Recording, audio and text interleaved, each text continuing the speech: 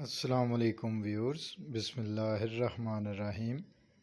جماعت چہارم کی اردو کی گرامر میں سے خطوط کا سلسلہ ہم نے شروع کیا ہوا ہے، تو آج اس سلسلے کا چوتھا خط ہے جو ماموں جان کے نام ہے۔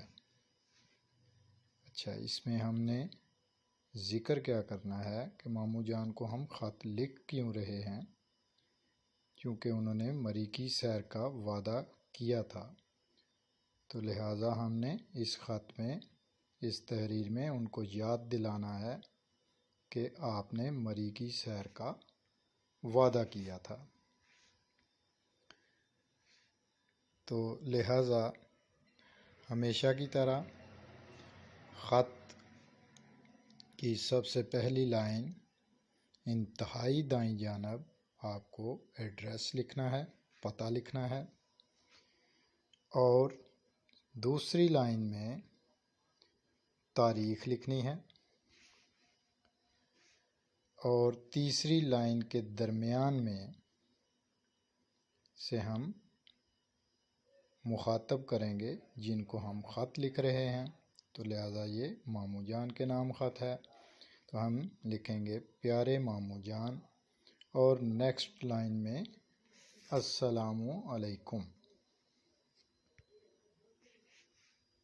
آپ نے پچھلے سال وعدہ کیا تھا کہ گرمیوں کی چھٹیوں میں آپ ہمیں مری کی سیر کروائیں گے۔ ہم نے بہت انتظار کیا مگر آپ نہیں آئے۔ اب تو چھٹیاں بہت کم رہ گئی ہیں، اس لیے آپ جلدی تشریف لائیں اور ہمیں مری لے چلیں۔